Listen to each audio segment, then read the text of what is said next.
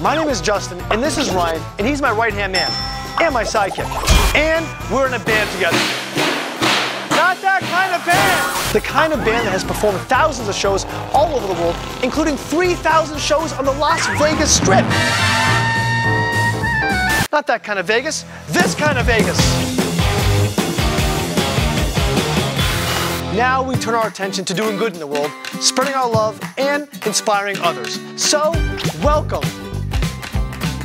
Welcome to our world of chaos and kindness. You were late. Sorry. On this episode of Chaos and Kindness, we learn the story of a boy with a life-threatening condition and deliver kindness to his doorstep. It was the ultimate sign of love and compassion. But first, we team up with our good friends at Kicker Audio to brighten the day of a teenager who was recently in an accident. I can't lose my only boy. So, let's get started. Welcome to the town of Stillwater, Oklahoma. For many years, there's been a great company named Kicker Audio who has sponsored our foundation and done remarkable things for us to inspire others. So today, we return the favor. We drove thousands of miles to get here, and our goal today is to hang out with Kicker and then take it to the streets and do cool things and learn the stories and inspire the people right here in Stillwater, Oklahoma. How you been, buddy? Good? Good to see you, buddy. How's life? Fantastic. Yeah? Roger and Kip from Kicker are longtime friends and supporters of Recycled Percussion. Over 10 years, we've worked together on various projects. Well before our fame on America's Got Talent and our big show in Las Vegas, they were there and stood by us, and they do to this day. And one of the reasons we're still paired with them, Kicker makes the most high quality and powerful speakers in the industry. inside Kicker, they have the biggest wall of sound you've ever seen or felt. 20 billion watts of sound. I don't know the exact number, but we'll get a professional to tell you. It's 1,000 watts per woofer, so you're looking at 16 subs there. There's 16,000 watts on just that bank, but then the mids and highs on top of that, it's another 7K. So it's really about 23,000 watts of total power. I don't think it's gonna be that loud. We're gonna just do a real quick sound check on this.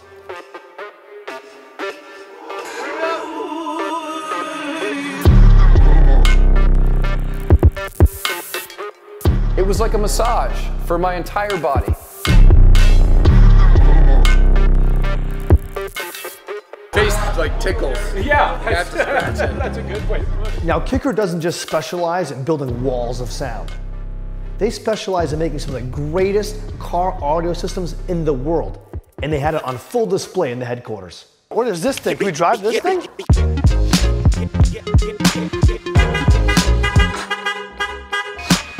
With some of the most unique automobiles that had some of the most insane audio systems in them. Needless to say, we were like kids in a candy store. Hang on!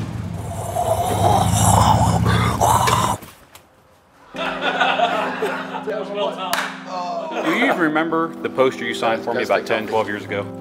Do you even remember it? Which poster? There you go. We're gonna have to take a walk. We're gonna have Yeah, to. we're gonna take He's a gotta walk. see it. So, not that you remember, probably don't, but the reason you sent me that is I had just got out of surgery and had gone through probably my first round of chemotherapy. So that was over 10 years ago then. I don't even have any tattoos in this picture. It was really heartwarming that Kip still had a poster from 12 years ago that I had sent him in the mail while he was going through his battle with cancer. Kip and I share a very, very similar view on life, that it's short and you never know what tomorrow's gonna bring, and to live it to the fullest in the now. And one of the main reasons why we still team up with Kicker is not only to make some of the best audio equipment in the world, but the work that they do outside of that for the community is just as important. Which leads us to now. We're not just here to get blown away by the best car stereos in the world, but to blow away their community with some inspiration and kindness. And that's exactly what we're gonna do. Right now we're driving to meet a young man, 15 years old, whose name is Micah. We were told this story from some people over at Kicker about this young man who had been in a car accident, single mom, taking care of him. They don't have a lot of money, and he's been going through some form of rehabilitation. We don't know what we're gonna do. This is just blind faith, going to a home to maybe cheer this young man up and just show him some love, and we'll take it from there. We'll see what we do.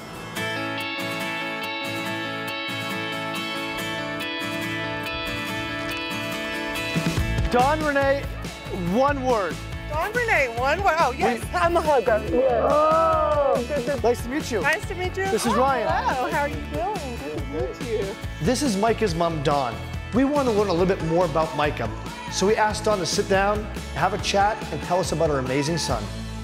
So here's what I understand. Micah was in an accident. Yes. Okay, so if you could just roll me through, like, you know, a little bit about Micah and his story, so I just have a little more education. Okay. He was getting off the school bus over here, and a young lady, college student, texting and driving, decided she wanted to go through the stop sign. She didn't want to wait. And not only did she pass the stop sign, but also the school bus sign was out, lights were flashing, hey, stop, there's kids getting off here. She ignored that as well. So she hit him, flipped in the air, smacked into her windshield. It hit the windshield so hard that it bounced him back onto the road, hit his head on the road, and went unconscious. What seemed like an ordinary day for Micah, getting off the school bus, this time had a more tragic situation. When he got hit, that's what he ended up looking like. Okay. Dawn had some really powerful images that she wanted to share with us. He had stitches running up his entire skull. You could tell by the photos that his injuries were really serious. And what was your immediate reaction when you were freaking out? Just a little. I could barely talk. I had no bra on. I was in kind of comfy clothes, you know, and the police officer's not banging on my door. I'm like, crap, what's going on? I didn't do it, kind of thing. Right. He said, Miss Tucker, I just want to inform you that your son didn't even have to say nothing else. All he said was, Miss Tucker, your son. Coming up after the break. He's my only boy. I can't lose my only boy. What do you remember from the accidents that you had?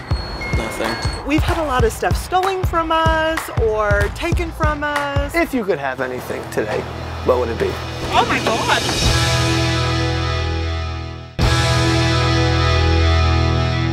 Welcome back to Chaos and Kindness.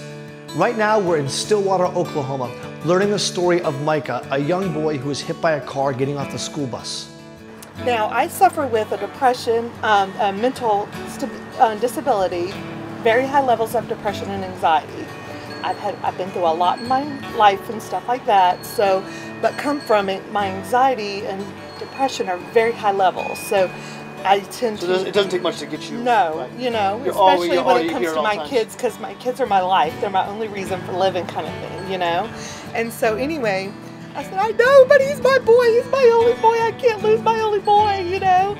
And so anyway, he took us to. They were still at the bus stop over there. I got out. He was talking, but I was still just freaking out. The ambulance driver explained what was going on, what they did, what they saw. Said we're going to take them to Stillwater Hospital. They're going to do a CT scan on him. This is when they told me that they're trying to tell me all these big medical words, but basically they broke it down and said he's got a fractured skull and he's got bleeding in his brain. I just kind of lost myself. You know what I'm saying? I'm like, this is my kid here. You're like, oh my God. So they said, so what's going to happen is we're going to fly y'all out to Oklahoma City. By the time we got to the hospital there, not even an hour of being there, his vitals dropped and he basically passed out again. They did another CT scan, said the bleeding had gotten worse and it was literally pushing on his brain. As a parent, our worst nightmare is hearing something's happened to our child. And when Dawn heard the news that Mike was in an accident and now had a fractured skull, and more importantly, bleeding on the brain, I can only imagine how she felt. I just was beside myself. I didn't know what, I just knew he was gonna die, kind of thing, you know? And so they rushed him into surgery. Here he is. Speak of the devil, and he appears. As we were talking, Micah showed up and joined us. How you feeling? Good. Yeah? Micah had just woken up from a long nap, had no idea who we were, and you could tell that he'd been through a lot recently. Unable to talk much, Dawn continued to share Micah's story with us. They rushed him into surgery. Like I said, they said the bleeding was pushing on his brain. 6-hour surgery. When he came out, they had him in a coma. He was in a coma for 2 days. They brought him out of his coma. He seemed to be doing okay. It took him a while to still wake up, you know. Kept him in the hospital for a little over a week, and that's kind of, you know, how that was a few weeks ago, huh? Yeah. It was starting. How you feel now, Micah? A little better. Yeah. What were some of the symptoms that you had? Just headaches, nausea. What do you remember from the accidents that you had? Nothing. Really, you don't remember it happening? Do you remember even like right after the accident, or remember any of that? No, I just get like bits and pieces from it. Like, I don't remember at all getting hit by the car, but I remember like being on the ambulance like a little bit, and I remember getting to the hospital, and I remember waking up in the room that we were in. Were you scared? It's gonna be scary, man. I can't even imagine. After hearing Micah's story and all the things that he had been through, we wanted to do something nice for him. So that's what we did. If you could have anything today, what would it be? As you could tell, Micah was taken back by this offer to have anything he would like. And while he thought about it, Dawn continued to share some more stories about what Micah's interests are. We've had a lot of stuff stolen from us or taken from us, or just we've been in really bad situations, you know. Had a bike, loved riding bikes. 2 bikes got stolen right off of our back porch. So after speaking with his mom, it became obvious what we should do for Micah today. Well, let's get a new bike. Whatever bike you want in the whole world. It was nice to finally see a smile on his face. After all he'd been through in the last 2 weeks, he definitely could use some uplifting. We weren't sure what we were going to do when we came here, but it only seemed fitting to take a ride with him to the local bike store, find him a new bike to give him a little bit more hope so he can get out of the house and feel free whenever he wants to. So we're going to spend the afternoon with him and let him pick up the bike of his choice. Coming up after the break. Would this be like the nicest bike you've ever had? Yeah, for sure. We head from Oklahoma back to Laconia, New Hampshire to learn about a young boy named Lajukole. So it affects only 1 out of 1 million people.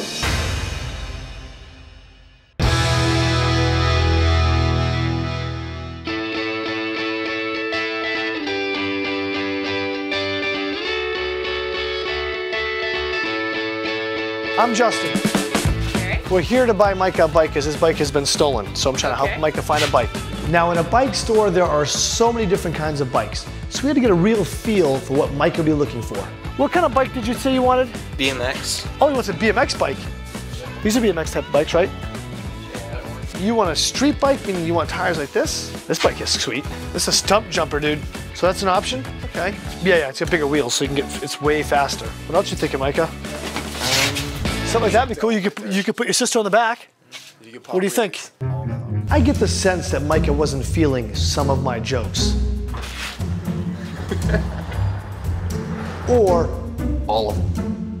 My sense of humor does not translate to Midwest. Micah, we're getting you a helmet. Yeah. Right? That's funny, right? Okay, too soon. Do any of these up here interest you, Micah? Any of those look too big for you, maybe? I'm feeling the one with the cat on it right there. There we go. Micah's got a personality. He's coming out. The cat bike thing was pretty funny. After taking a few hot laps around the store, Micah had it narrowed down to the couple bikes that he really liked. See, now we're talking. I like the matte black. Now let's just test it. Make sure you like it first. Give it a whirl, dude.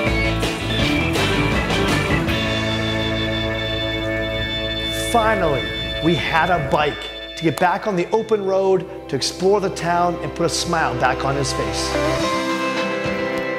Bikes are such a huge part of our lives growing up. I feel like that's where we develop all of our sense of adventure and wanting to explore all the world's different terrains. It's like a little mini rocket ship to freedom. We got a deal. Ring her up. Micah wants his bike. It's his new bike. Okay. Now that Micah has a bike, the 2 most important things, a lock and a helmet. Just bubble wrap your head. Just bubble wrap your body. You're in class. Yeah. Just before we left, we were joined by our friends over at Kicker, who helped make today a reality for Micah and help support this entire thing. You guys again? Hey, I know you. I know. This is Micah. Is this Micah? Hey, awesome, dude. How are you? This is Roger. It's so good to meet you. So Micah, come look, his last 2 bikes have been stolen. Oh, are you kidding me? So he said he wanted a new bike. Today's your day. You get the bike that you want. This is awesome, man. Yeah, this is great. Mahalo. The hardest thing is showing up on someone's door. You're a complete stranger, and then convincing them that they can have whatever they want that day in that moment. And Obviously, Mike has been going through a really tough time lately, but he finally opened up to us, realized that deep down inside he wanted a bike. And one thing that stuck out for me was that Micah, when I gave him the option, said that it was okay to buy the cheaper bike. Oh, I can get a cheaper one. Money's not the problem. I can get the cheaper one though. Huh? I can get the cheaper one though. And that's what made me want to get him the nicest bike that we could afford and that he wanted. Oh my God, that is nice. Nice, huh? He gets to have the bike he wants, and he'll be browsing the streets, and most importantly, he'll be wearing a helmet. So, big thanks to Kicker for helping us make this happen for him. And now, it's on to the next house. Now we leave Oklahoma and head east to Laconia, New Hampshire. We're gonna meet a young boy who has a very rare disease. We decided to pay a visit to him and his mom at their home. But we brought along with us a very special gift from hundreds of students from a nearby school. How are you? I'm Justin. I'm Justin. It's okay. Washing dishes. Hi. Hey, buddy. His name is Lajukole. I'm Justin. Say hi. Cute. He loves your music. You like drums? He's 10 years old and he has what's known as Hunter syndrome. He has a condition called Hunter syndrome. Yeah, he was diagnosed when he was 2 years old, and then he's been in the hospital for 4 months. He's missing an enzyme in his body that breaks the sugar in his body, and now right now he's not walking, he's not talking yet now. But he normally does? Yeah, he used to talk. Yeah, and then he's like dwindling now.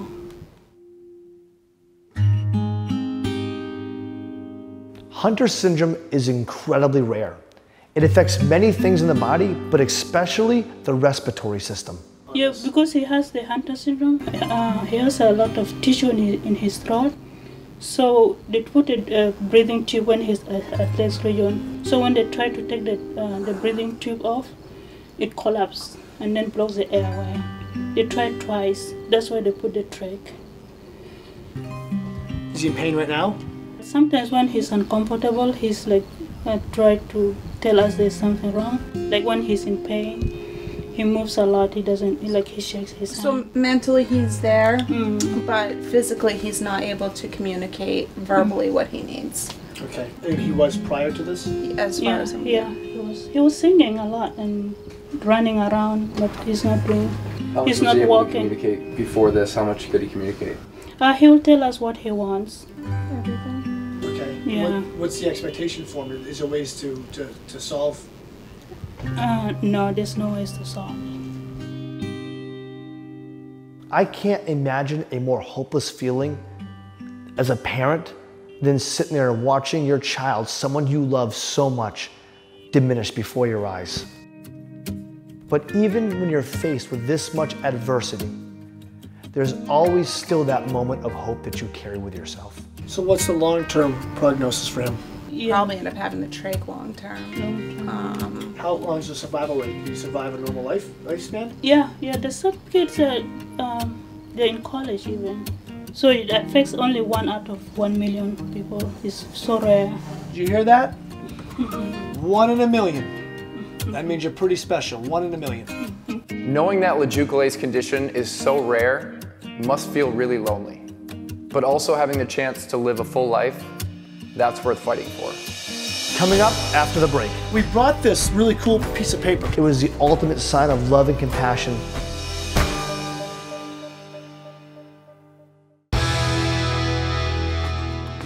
His name is Lajukole. He's 10 years old and he has what's known as Hunter syndrome. We brought this really cool piece of paper.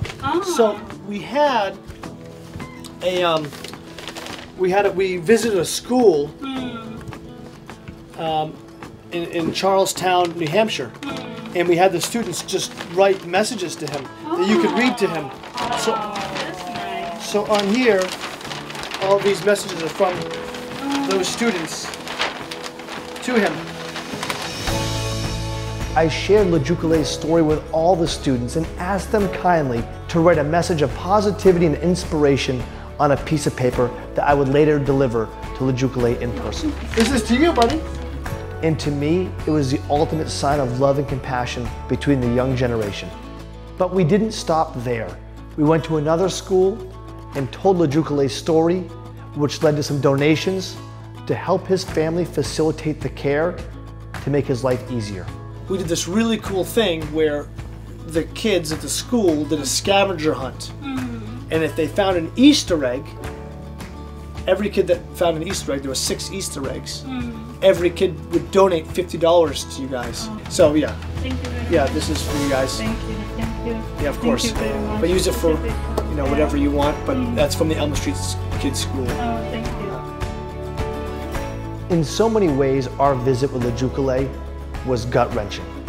But I was so happy to spend a few moments to learn about his condition and to bring some inspiration to show Lajukole that he is loved and thought about by many. Our visit to Stillwater, Oklahoma, as we met a great young man named Micah and his mother Dawn, learned their story of his tragic accident that they're now turning into a positive. Today was a great episode and a great way to show how loved people are from all over the country and the difference that people can make when they come together. So remember, in a world full of chaos, it's important that all of us continue to show our kindness.